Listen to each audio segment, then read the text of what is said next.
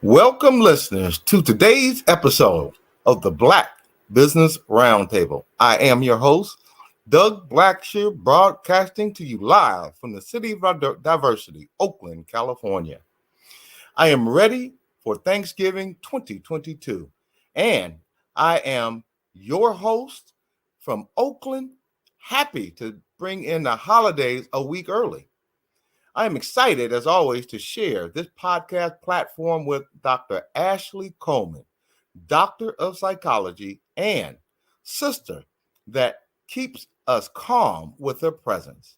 As always, thank you, Donnie Glover of BlackUSA.News for the honor, of the Black Business Roundtable being a part of this growing network of shows dedicated to bringing the real unfiltered news before the news. We will be off the air next Thursday on Thanksgiving and wanted to be sure today we extend a warm, happy Thanksgiving to all our listeners. I look forward to spending time with family and friends and, of course, eating my fill of good food.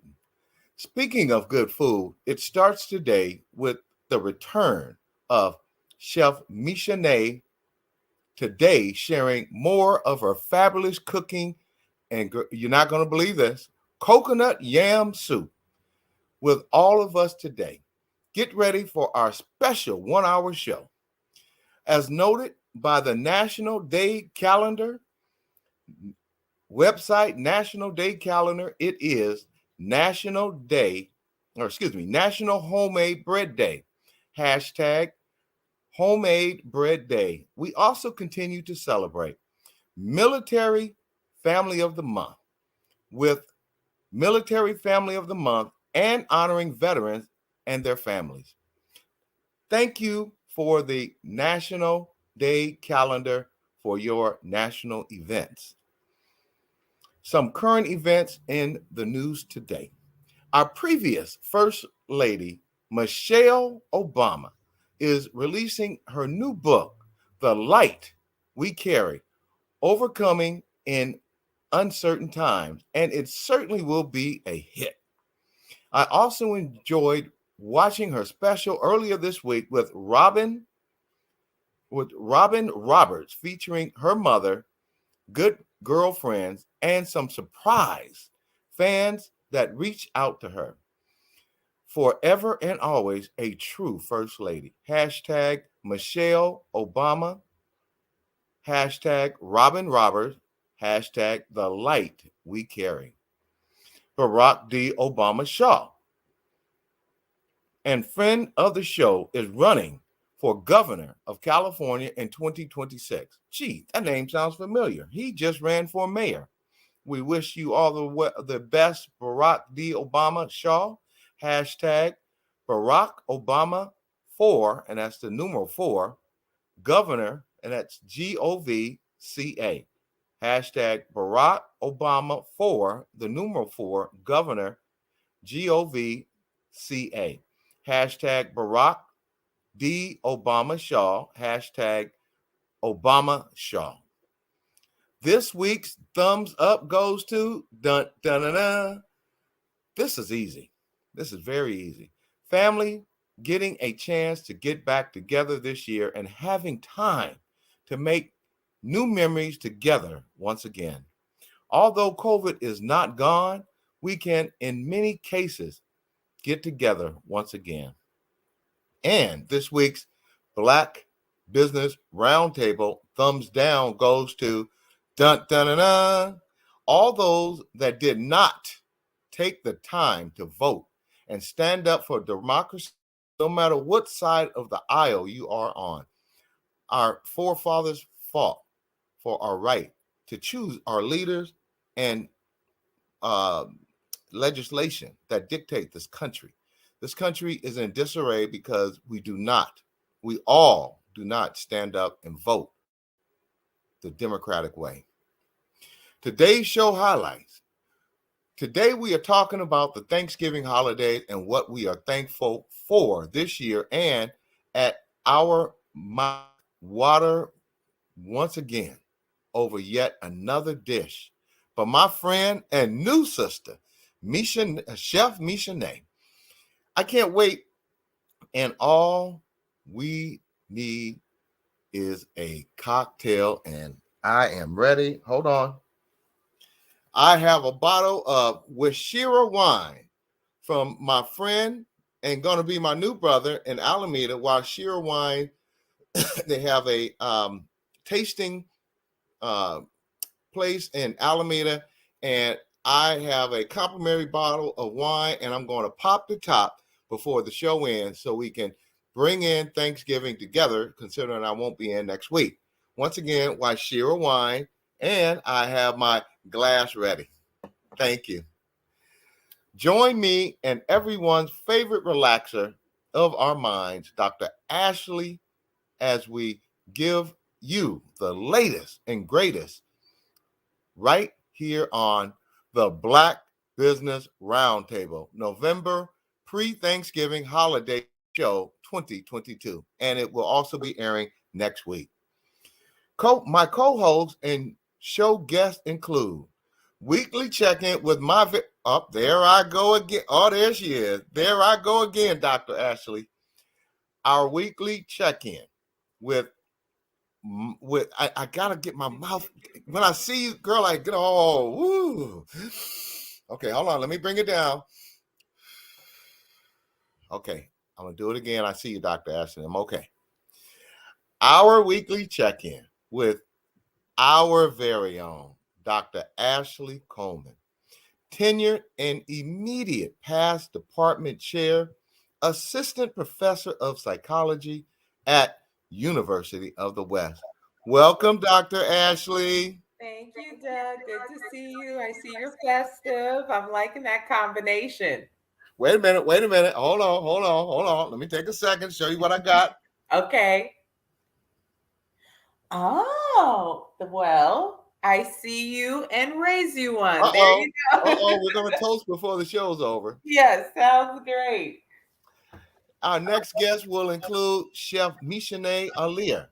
Chef Michauxnée sits on the board of Sankofa Gardens, Oakland, and collaborates with nonprofit organizations such as Missy, motivating, inspiring, supporting, and serving sexually exploited youth.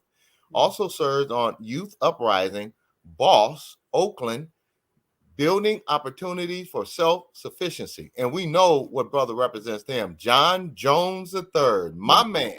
Mm-hmm. Also, to create safe places for growth and education for people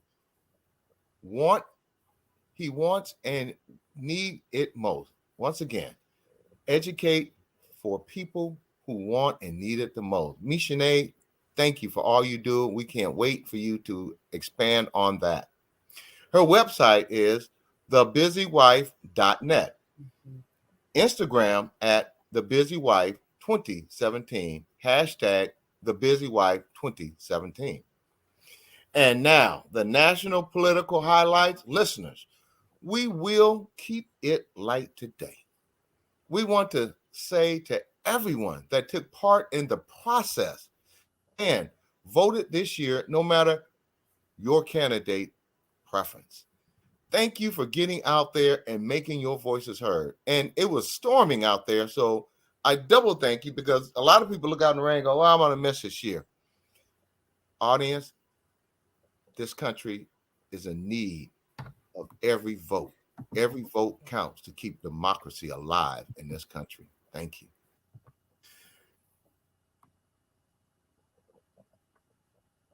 And now, take us away. Thank you. Wow. Thank you, Doug. We're going to also keep it lighter today, but I'm going to sum up the news of the day. As always, the Equal Justice Initiative does a wonderful job of keeping track of history and letting it be known how history may be repeating itself. This calendar can be accessed by visiting calendar.eji.org. So on this day, November 17th, in 1937, 1,000 white students and faculty at the University of North Carolina hosted the Imperial Wizard of the Ku Klux Klan. And so on this day, again, University of North Carolina, Chapel Hill, the students and faculty gathered to welcome um, the Imperial Wizard of the Ku Klux Klan, Dr. Hiram Evans. And the UNC Political Science Department and the Carolina Political Union sponsored the event entitled America and the Klan.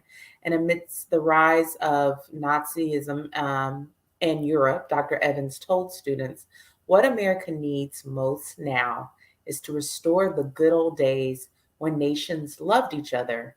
And that's a universal dose of the Ku Klux Klan. And so the speech continued, again, attended and supported by faculty and white students. Um, the speech spewed racism and intolerance, and there were racial insults and threats throughout the event. Again, locals viewed Dr. Evans' visit as an attempt to launch a new public Ku Klux Klan chapter. And also, Dr. Evans' appearance at Chapel Hill landed him in the newspaper, the Daily Tar Heel. And they noted that since the chapter first launched privately in 1921, the KKK has grown to become the strongest secret organization in its existence. So, despite decades of student activism seeking to change the name of the hall, that's in Saunders Hall, it basically remained from the mid 1920s up until 2015 when they finally decided to rename it. So, again, Chapel Hill is known for many things, including academics, athletics, and their most notable alumni, as well as this controversial history. Dr. Ashley, one of the things that I'd like to say to the audience, especially the young people out there, if you understood how hard our forefathers fought so that we can be free, go shopping at any store, go to any state in this union and enjoy what every other American enjoy. You would get out and vote. You would run for office. You would get educated. You would pull up your pants. You would set an example of what people who came before us had to do so that we have the freedom that we have today. Thank you, Dr. Ashley, for sharing that with us today. And once again, next up, I love saying, Dr. Ashley, I love saying this. Next up, our weekly check-in with our very own Dr. Ashley Coleman, Doctor of Psychology. Dr. Ashley, please take us away. Thank you. Thank you, Doug, and happy Therapeutic Thursday, listeners. We are T-minus 1 week until Thanksgiving. Hopefully, it will be a welcomed break and a welcomed opportunity to reconnect with loved ones that we haven't had a chance to either see in person, or even if you're loving each other from a distance, to spend quality time with. But what's really important when we think about the holiday season is etiquette. It's been a tough year for many people, and we're talking about a tough couple of years if we think about the pandemic. And what I love about um, my family is that we can greet or whatnot. I miss my great grandmother who's been gone for over a decade. But you know, for Southern families, you can walk through the door and within minutes, you'll either be told, "Oh, you look so good. Yes, turn around, let me see," or "Ah, oh Lord, have you put on some weight, Lord? She's getting big as a house, big as a bull." You know, so there. I want to talk about some topics where you can love on your family members but not induce stress, because we don't know what our family members are walking in with. You don't know what it took um, to get out the bed to be there. So here are some topics to maybe consider avoiding. One, I'm going to start with what I already did: changes in appearance. For many people, sizes have changed, health status has changed. People are making do. They're there. What they're not signing up for is an e-Hollywood examination of what you think about their outfit, their hair, their weight, or whatnot. So if you don't have a compliment to share, keeping that comment to yourself can be very helpful. Other topics that can make people feel uncomfortable: politics. Yes, we just got through the elections. Yes, we just heard news of people that are um, declaring that they're running for office. And the last thing that people want to do after not connecting for a period of time is probably get into a debate or want to think about something so serious about where our country is heading. So you may want to not talk about politics. Next, exes. If someone is showing up by themselves, where is so and so? Probably not an important question. If so and so was invited, they would be there. So asking about exes or whatever happened to your special friend, maybe just waiting to allow your relative to maybe offer some information. And if they're not offering the information, maybe taking that as a cue. Again, another topic. So we have religion, money, employment status. Also, very sensitive. Within this week, we've heard of several companies that are on the verge of layoffs. So, again, if you know you have a relative that is employed at that country, just saying, I'm thinking of you. Are you okay?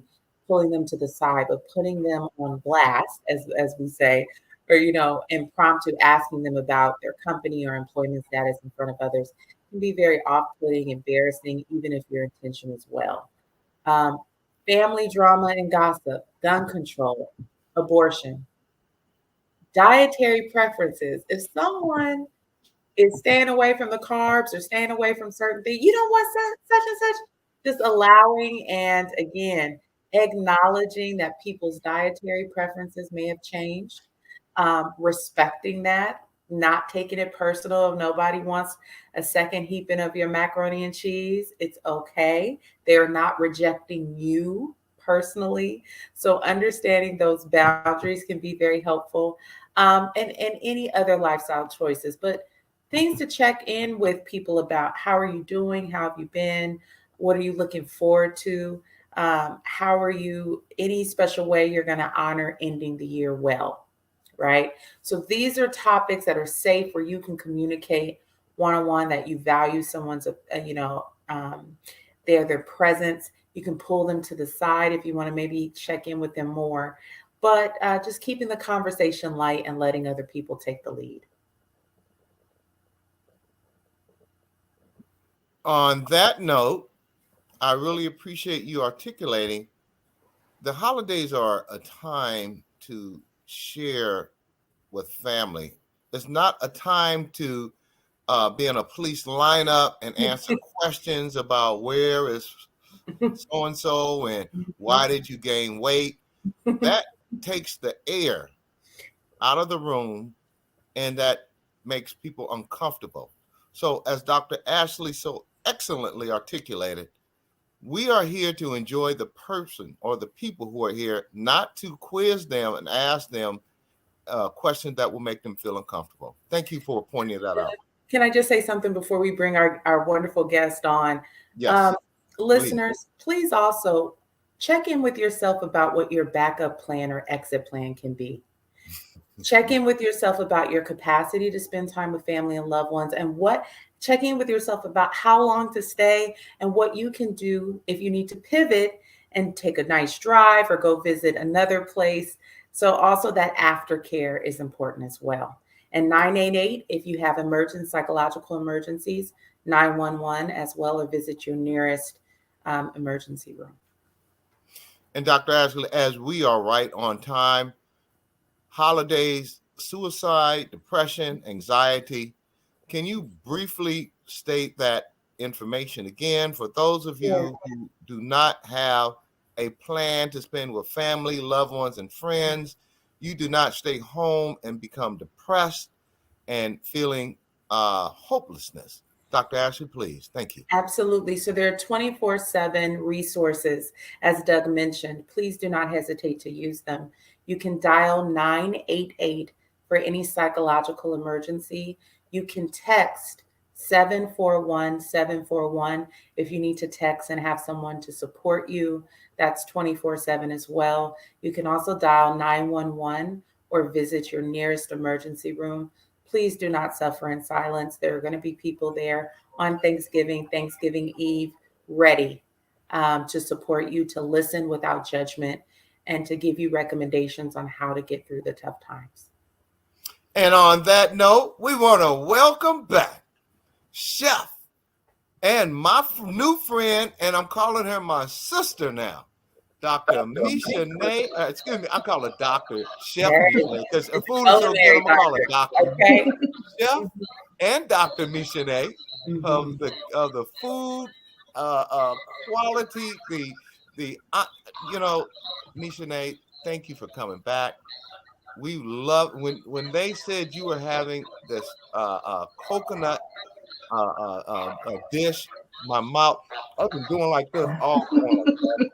I've been checking, making sure I don't have drool coming out of the side. Dr. Ashley, well, let's welcome back Chef Michauxnée and get this party started. Definitely today. It's a pleasure to see you again. Like Doug, I'm drooling and you can't hear my stomach, and I'm happy that you can't hear it here. What do you have cooked up for us today? Today, and thank you guys for the warm welcome. It makes me feel very, very good. We're rolling into this holiday season, full steam ahead. Thanksgiving's coming right up. So I decided to share with you guys my coconut yam soup, and it's a super simple recipe. It actually came about because of Thanksgiving about 6 or 7 years ago. I'm not a huge fan of candied yams. People tend to always put too much sugar and whatnot on them, but I didn't want to waste what we had left over. And I make my yams with more honey than brown sugar and than any kind of no white sugar at all. And so I blended them and I added some curry to them. I did an Indian curry the first time I did it, and it was really good. I blended them with some coconut milk, and that's how the soup was born. So now this is one of my go-to easy vegan, easy to make. It's filling, it's tasty. You can dress it up or down however you like. And it's just it's goodness, and it's culturally relevant too. It takes a lot of the foods that we ate before we were moved here, and bring them back to the forefront of our palate, right? So you see a lot of coconut milk in the Caribbean and the Caribbean foods that we eat, and yam is a staple in Africa, and in the Caribbean as well. So it's just a soup. It's coconut milk and yams blended to perfection and spiced how you like it. Today, I'm going to spice it with some Jamaican curry powder. I got this on Amazon, but it's Blue Mountain Jamaican curry powder. It's got a nice flavor to it without being so overbearing. You know, it's a good curry though, and they have a spicy version as well. A little sea salt, always a little sea salt. A little bit of molasses and some black pepper. That's it. That's all that's going in the soup. We have the garnet yam. It's such a pretty color when it's cooked. You can make this soup, if you don't want to turn on the oven, you can cook your yam in the microwave for about 6 or 7 minutes, maybe 10 minutes, depending on how big it is. I like to roast them myself just because all the sweetness comes all out. But you don't have to. Like, this is one of those ones that you can make this in about 15, 20 minutes if you want, even less. Really, it's opening the canned coconut milk, cooking your yam, and blending it all together and seasoning it to your liking. It's really simple.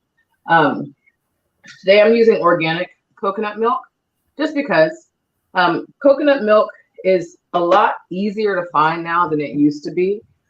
Asian stores, though, will always have the best price for coconut milk, and they have different varieties. You can find coconut cream is sweeter than regular coconut milk. It's got more sugar in it.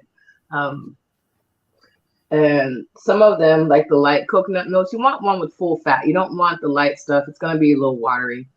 The thing about this soup that I like is I like rich and creamy foods, and so this gives me that without having any dairy in it, right? So it's very rich and all the fiber from the yam is in here because it's blended, right? So you're not missing out on any fiber. So you got the health benefits still. You're not stripping it of anything that's good for you whatsoever. So this soup also, another version of this soup that I make sometimes is with an avocado, with a little avocado, coconut milk, some salt, lemon, and a little cilantro, and blend it all together. You have another soup. You can eat it cold or hot. I prefer my soups hot, kind of like a gazpacho, right? You can make coconut milk soups out of just about any vegetable you like that has some kind of sweetness to it, and the texture is not going to turn weird. So we roasted I roasted my yam earlier. I made the soup already. It's sitting here in the blender, and I poured in my coconut milk, mixed my spices, and boom, voila, we have soup. This soup, when you see me pour this soup is thick and creamy. You can make it with butternut squash. You're going to make me leave the show and drive over to your house, because I know you live about 20 minutes away, and I'll finish the show at your house with this bottle of Come on over. Come on then, over. with this bottle of still wine that When you lifted the avocado, I heard my mother, even though we're not on the phone, I heard her say, Lord have mercy, because she loves avocado. So I do too. I'm taking notes here, as you can see. But so when you looked at the avocado, I said, okay, I know she's going to want to duplicate. The coconut avocado soup is so good. I used to make it a lot for myself at work with the magic bullet. These are the kind of recipes that kids can make in their dorm room. You don't need a whole lot of tools to make it, right? Magic bullet, a blender. Even if you don't have a blender, the little magic bullet is perfect. It's compact, the avocado though, you just need to add the lemon, otherwise it's going to turn brown, but it's good. Okay. Just a little bit. I personally like cilantro over most herbs and things, but to me the avocado and the cilantro complement each other with the lemon. It doesn't taste like guacamole. But you could also dress that up with, you can add seafood to this. This is really good with fish in it. If you want to make it into a more meatier dish, like this soup base can go a long way. I've done it with shrimp before. I've even thinned it out a little bit and made a ramen and put noodles in it. There's different things you can do with simple ingredients and nourish your body well.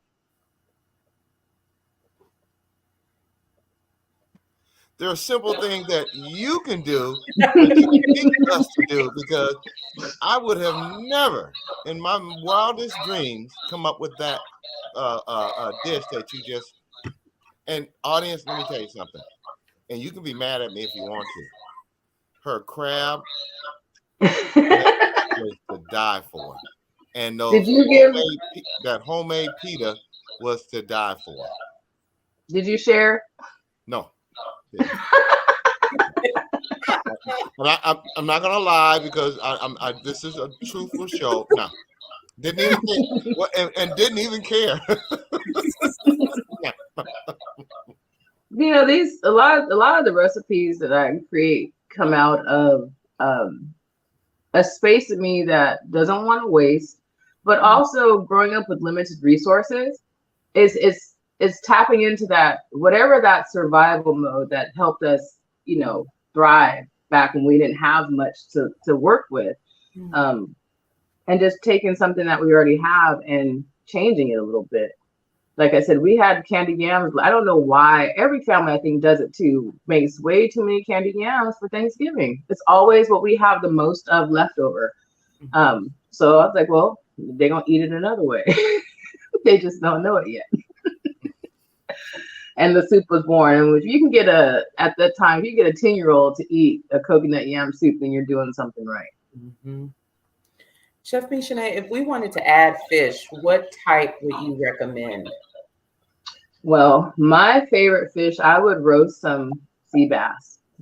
Like a Chilean sea bass. I mean, if you're gonna go, you might as well go all the way.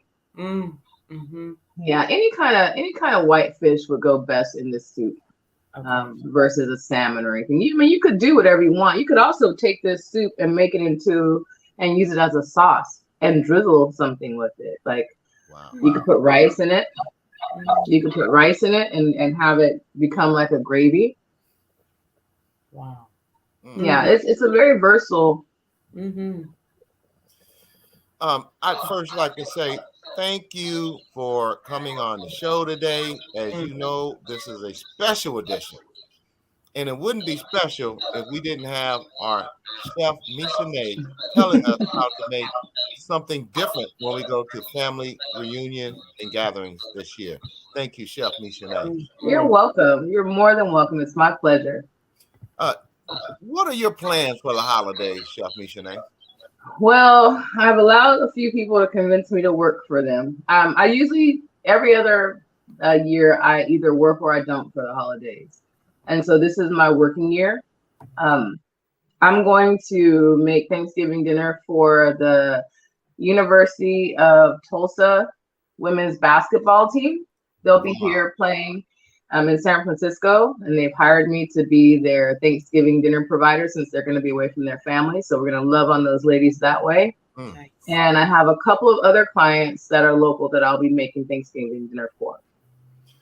Well, I And don't then know I'll about be, of course, cooking for myself at home because I like Thanksgiving. I was just going to ask you, on top of what you're cooking for your household.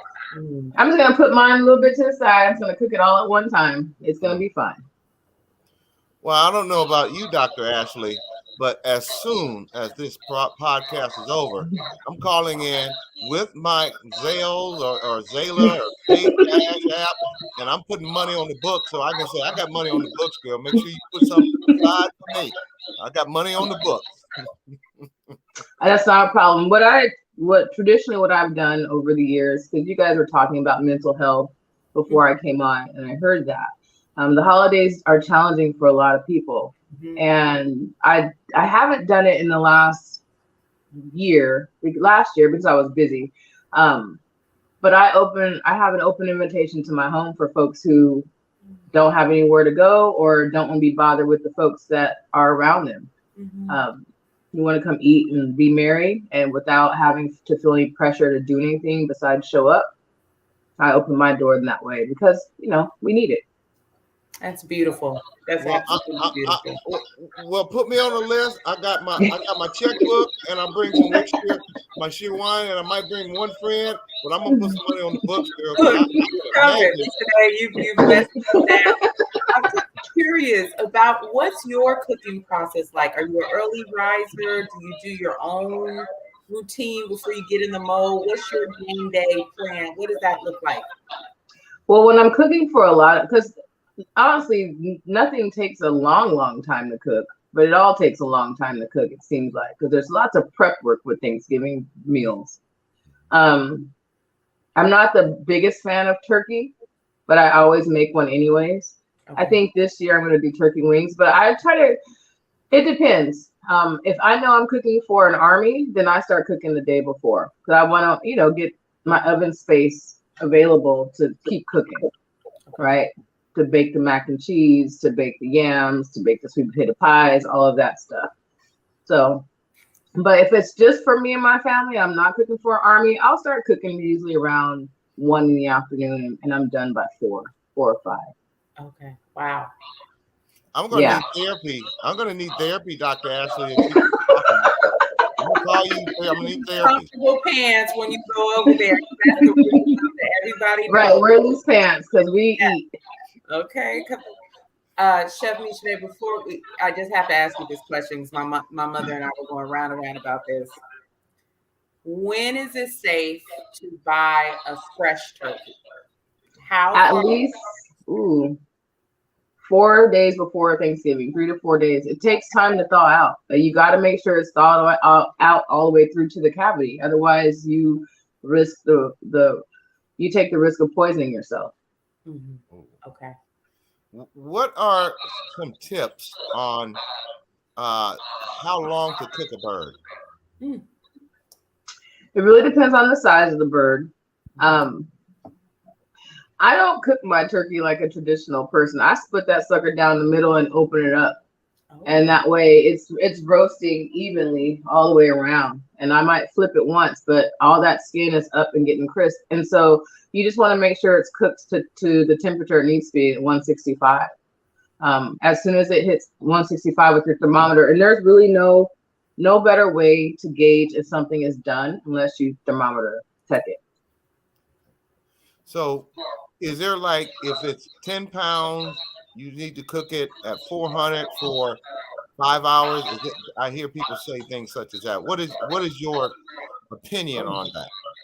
Well, it depends on how. Like sometimes I've put a turkey in the oven and went to bed slow and low, like I would oxtails or something if I was cooking like that. And that way you're gonna guarantee it stays tender and juicy, right? So depending on how heavy the bird is going to determine how long you cook it. 10 pounds is going to need to cook for at least two to 3 hours. If you fry it though, you're frying for 45 minutes. So it just really depends on what you're doing. But like I said, for me, I open my turkey up, and that way we're not playing around. We just go spread that bird out and let it spread its wings and get it all yummy. Okay, now some people use a bag. What's your thoughts on putting a bird in a bag? To me, that seems kind of, I don't know, too progressive. What do you say about? What are your thoughts on that? When I was a little girl, the first thing I learned how to cook for our family meal was a roast. And when we use those roast bags, just throw it in a bag. I understand the idea, the concept, and it's safe, right? For the most part, it's going to guarantee to keep the moisture in the bird. I don't use a bag because I'm not going to do that. I don't feel like fussing with it. I use one of those old school roasting pans. And like I said, I'm not big on turkey anyways. It's not I can eat a whole ham. So I don't eat a lot of pork, but I can eat a whole ham at this time of the year in one sitting. I shouldn't admit that out loud, but that's my favorite part. Yeah, the bird in the bag, a lot of people brine their birds too. I don't. I just rub mine down real good and season it and baste it as I go so that all those juices are getting recycled back into the bird and on the bird to keep it, juicy. If you end up cooking your bird too long, you're not going to have any drippings left to make gravy with. So you got to be mindful of that. Just check, there's lots of little telltale signs to let you know how well something is moving along in the cooking process. Like if your temperature is too high, I say, for me, I am the put it in the oven and go to sleep queen. I put it on 200, 250, and by the time I wake up, my turkey's done. Really? It's slow and low. It's juicy. It's tender. It's done because it's just been cooking just like you would, like I said, any kind of stew meat. So, audience, put it on 250. Go to bed for 8 hours. You don't have to worry about a dried out turkey. Is that correct? It's always worked for me. Now, tell our audience some of the great nonprofit, give back, help a brother or sister out things that you do, because a lot of people get into this thing of getting rich or die trying, or like you do, you are concerned about people who are hungry, unfed. As you have indicated on previous shows, when you grew up, there was a kitchen in West Oakland or a place in West Oakland where the neighborhood went to. So tell our audience some of the great things that you are doing in our community to address hunger, especially in the holiday season. Thank you. What I do right now is, because I don't have a brick and mortar location yet, and we're going to say yet because we're working on the funding and we're almost there, is I just go out into my community and I love on people when I see the need. I do partner with other folks who are doing a lot of community feedings, and sometimes it's not about that. I take food over to where my grandmother lives, or I will cater an event for a lot less than what folks may be able to afford to help feed the community, things like that. I've worked with the East Oakland Collective, with Candace over there, feeding Oh, the I know, hood. Ken. Yeah, so we've done some Tell feeding her the Doug hood say stuff. hi. Yep, I will. And just, getting out there and sharing what I have. Like, I don't have a lot all the time. Sometimes we have an abundance. We take the leftover foods and like from the stadiums and I give them out to folks here. I'll remake the hamburger patties into something like a Salisbury steak and add some mashed potatoes and some vegetables and give out plates here in Hayward or when I'm in Oakland. Just try to share what we have, especially during this season. I've been working a lot, so I haven't been able to do as much community work as I'd like, but we're getting back to that. And as soon as we open the restaurant, one of the ways that I'll be giving back to our community is to create a culinary program where folks can learn for free how to do what I'm doing and create their own self-sustainability, self-sufficiency. And that's going to be my focus going into the new year on creating space for folks to learn how to do what I'm doing and create their own version of what I'm doing, or at least have the skill set to be able to grow a business or grow, financially without um, without any without anything but themselves, really. Just creating space for us. You are a remarkable woman. Mm-hmm. The things that you do to give back to the community. Now, I'm going to go out on a limb here. The next time you go to a place in Oakland where you're giving out food, I will help for free if you let me leave with a plate of food. Absolutely. We always feed everybody. Everybody eats. I will help serve. I will run around. I'll bring my truck. You can put stuff in just for one plate of that magnificent. I got you. I got you. I know I I got got you. you. We feed everybody. That's no one. You know what I've been doing at the stadiums on our slower nights, because the Niner games are crazy. But on the days that we had other events, I would make, because we get tired of eating stadium. But I love the Burgess Brothers. The burgers are great, but I don't want a burger every time I'm at the game. I will make dinner for my staff and share with some of the other folks working there. And it creates food creates so much happiness sometimes if you do it right? Sharing and stuff. But you will always eat. If I'm cooking, you can eat. Look, You shouldn't have he's said happy. that. He's You shouldn't happy. have said that. I'm He's going to happy take as a that. player. I'm going to bring that tape with me and say, this is what you said. Right. He's You're gonna not replay the clip. But Chef Michauxnée, I want to thank you for being a safe space, as Doug said, clearly a pillar in the community. As a chef, though, can you tell us how it feels for you? Because it sounds like you cook with so much love. When you watch people take that first bite, and Black folks, we're so animated, right? When we take that It's a first rocking and bite, right? dances. It just makes my heart sing. It Uh, is one of the best feelings in the world. Like, I used to, at the restaurant, I would go to across the way and watch people eat. And that's my thing. I like to watch people enjoy the food. And this one lady, she was tapping her foot and dancing in her seat. She's like, "What the hell you put on this biscuit?" And it warms my heart. It lets me know that I'm on the path that I'm supposed to be on. That it feels good to have other people feel good about what I'm doing and what I'm serving. It really does. That's the best feeling ever.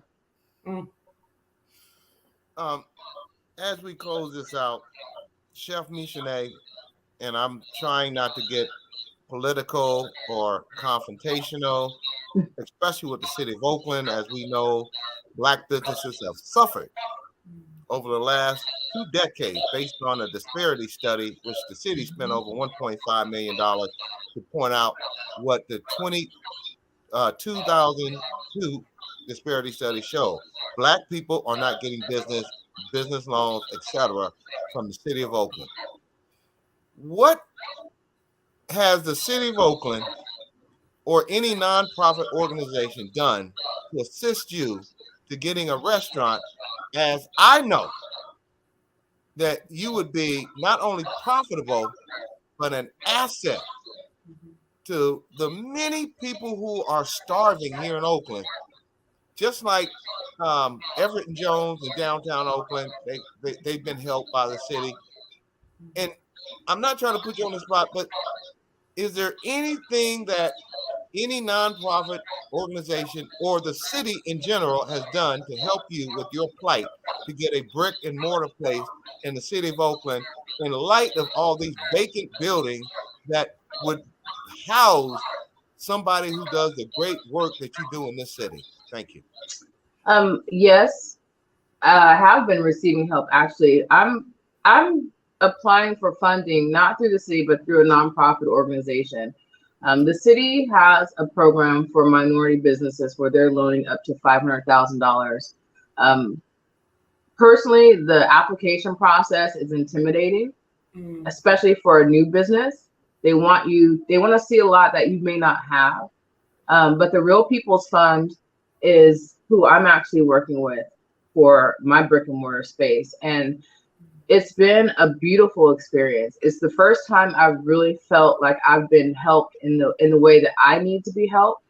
And I have a mentor who's walking me through everything, my projections for the next years, my reconciling all my books and making sure that I'm on point, helping me write a business plan, helping me understand, what I should be looking for in lease terms, and really, really seeing me as not just seeing me as a business owner and as a person. That's who I've been working with. And I can't say enough the work that these folks, it's a grassroots organization, and they're in the Restore Oakland building. They've been doing a lot of stuff in the community. They're always working on behalf of people like me, especially women of color from Oakland who have businesses. It's not just the food industry either. These folks are supporting people all across the board in different industries to help them get the funding that they need, because there is a disparity. Yes. I don't feel like the city of Oakland is, I haven't really reached out to the city much, honestly. I don't want to. Part of me, I want to keep in tune with my own beliefs. Now I'm sure there will come a time where I'm going to need some help from the city, and hopefully they'll be open. And once I get established, then I'll go that route. But the process hasn't been one that I felt was very welcoming. And it's not, and maybe it's my own reservations, my own insecurities in dealing with this type of thing, because I've never done it before. But the Real People's Fund is not making me feel that way at all. And they have a $10 million budget that they're utilizing to help businesses like mine get themselves in place where they need to be. If there is anything, and I do mean anything, that the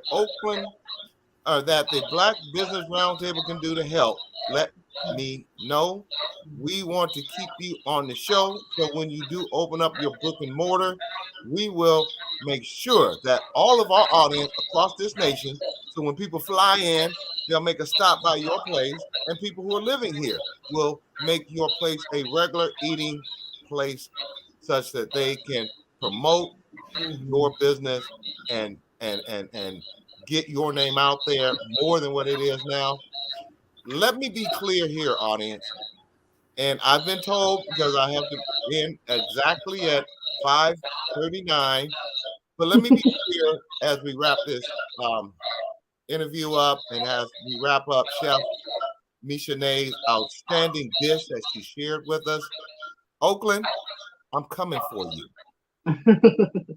And I am going, you think I've been bad the last year. If you do not open up and start working with our Black businesses, whether it be restaurants, construction, sales, services, I'm coming for you. I'm naming names and I'm kicking butt. On that note, Chef Michauxnée, Dr. Ashley, would you like to ask any questions before we close this out? No, just thank you, Chef Michauxnée, for coming in. I have copious notes. My mother already texted me and said, "Ooh, Chilean sea bass," and then she said, "How did you know about the avocado?" I'm like, "Mom, I know." So, again, we want to remind our audience you will be back on December 22nd. So we have a pre-Christmas, pre-Kwanzaa, pre-New Year's segment with you. Thank you so much for being so You're generous. welcome. Thank you guys for having me. And Chef Michauxnée, please use this show as part of your get the money to start your business, where we're promoting you, and Absolutely. that you will be advertised every Thursday to my national and international, excuse me, to Dr. Ashley and I, national and international audience, because your restaurant needs to be on top, and all we need to do is promote it so it could get there. We love you We're here. gonna be there. I'm not worried about a thing. We are gonna be there. We All right. love you. Thank you guys. We love you here on the Black Business Roundtable. I Thank you. love you guys See you too. next month. All right. Have a great Take Thanksgiving. care. Oh, wait a minute. Wait a minute. Uh Before we go, we got a bottle of champagne. Do you have yours? Do I pop the top? How does this I gonna work? decided. I just decided last night that I'm gonna go on the wagon until the end of the year. Oh, Hold on. yes. Let's toast Thanksgiving. It take me 1 second to get this. While we're toasting, and while Chef Michauxnée said that, also host and hostesses, consider mocktails are a thing too. Spritzers, being inclusive of your environment. There's some really great ideas. I'm actually going to put that on my questions for your next visit here, Chef Michauxnée. So we'll be thinking of what are some festive mocktails that will pair nicely with the dishes you've discussed. Okay, that'll be fun. All right, enjoy, guys. All right, thank you, Chef. See you next time. Okay, All right, bye. bye Happy bye. Thanksgiving.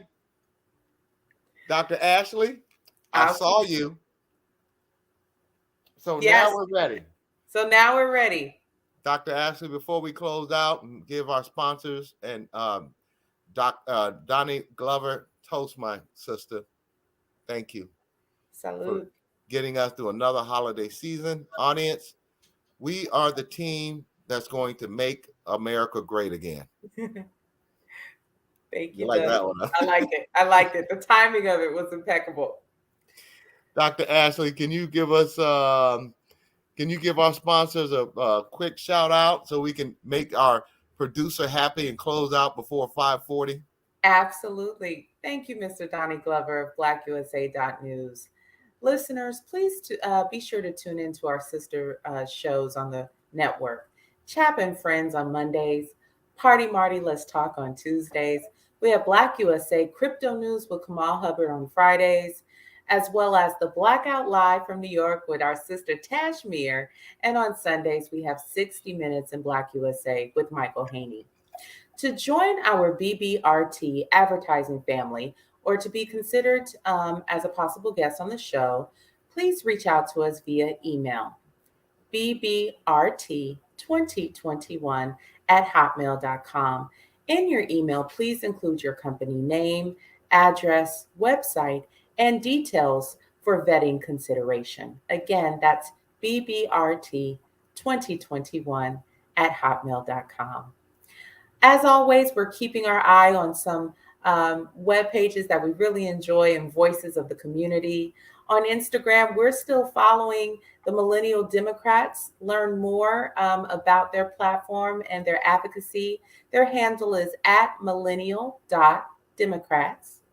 As well as we're still following our favorite law student who discusses his experience from a Black male's perspective. Learn more by visiting his Instagram page. His handle is @TheMaskedLawStudent, as well as following the hashtag #TheMaskLawStudent on his YouTube channel. As well, in addition to those other shows, we have the programs I listed before. We have other programming that's hosted by Donnie Glover and as well as others. These shows include the BlackUSA.news morning show, Donnie Glover show, People Over Politics. We also have Data Malsis, Community Connections, Resources and Gardening, and the Troy Rawlings Show. Again, we have a 7-day-a-week robust programming. The holiday season is a nice time to catch up on shows that you've missed. As well, this Thanksgiving, we want to invite you to catch up on some, again, stories near and dear to our heart. Again, we want to stand with Carlton of Raleigh, NC 2022. In addition, we're supporting hashtag Driving While Black, Michael Thrash, Taylor County TX. We had a sneak peek of an update last week, and there's more to follow. Next week, we plan to replay this 1 hour special holiday cooking show with the Busy Wife Chef Michauxnée. Consider buying the ingredients for this coconut soup, and you can replay it and rewatch as you make the soup. It sounds very doable. Don't forget to add the avocado. Doug? Dr. Ashley, as we close out, I just want to say, I love you, my sister. Audience, I love you. Our audience has made us the #1 show on this podcast network, and we want to get better. We don't want to just sit back on our laurels. There have some great shows on here, and one of the things that I can tell you is that I've had some of my colleagues call and say, "Hey, Doug, you've set the bar high, and you and Dr. Ashley bring it, and you bring thunder. We don't bring smoke. We bring thunder and lightning." And that comes from many colleagues who share this space on the BlackUSA.News Network, because we point out the real news in Black America. On that note, thank you, audience. Mm-hmm. You think the producer, she's smiling like heck. She goes, "Oh, yeah. She seems like, I know Doug was great. Smiling right now. Thank you, audience, for tuning in. And remember, together, so I can't do it with both hands because I'm holding that. Together, we can listen, we can learn, and we can share, because I know you care. This is Doug Blackshear and Dr. Ashley Coleman of the Black Business Roundtable. God bless and good night. Thank you. Happy Thanksgiving. Happy Thanksgiving. I love you too, Doug. Salute. Salute.